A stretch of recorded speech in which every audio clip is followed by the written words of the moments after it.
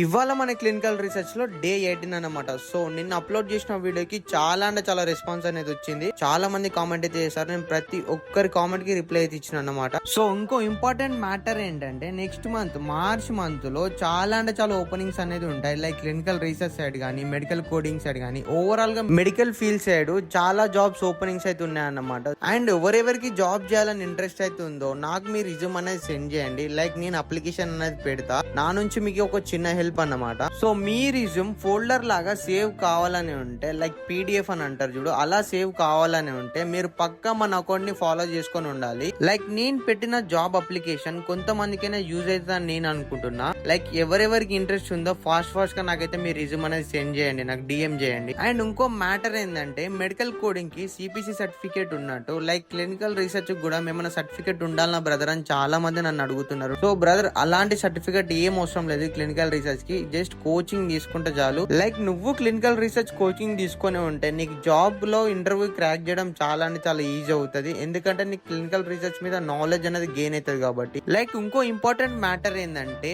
B Pharm and D Pharm chemistry background ఎవరైనా కానీ graduation అయిపోయిన తర్వాత ఐటీ సైడ్ జాబ్ చేయొచ్చు అని ఎంత మందికి తెలుసు. ఇఫ్ ఇన్ కేస్ తెలిస్తే వాళ్ళు కామెంట్ అయితే చేయండి అన్నమాట. అండ్ ఇవాళ ఆఫీస్ కి అయితే కొంచెం అయితే లేట్ గా వెళ్ళినాం. అండ్ మార్నింగ్ షిఫ్ట్ కాబట్టి ఫోన్ లాకర్ లో సబ్మిట్ చేసి షిఫ్ట్ కి అయితే వెళ్ళినాం అనమాట. సో ఈవినింగ్ షిఫ్ట్ కంప్లీట్ చేసుకొని మళ్ళీ రూమ్ కి అయితే రిటర్న్ అయినాం. సో మళ్ళీ నెక్స్ట్ వీడియో కలుసుకుందాం. అప్పటి వరకు మన ఛానల్ ని ఫాలో చేయండి, సబ్స్క్రైబ్ చేయండి. By by.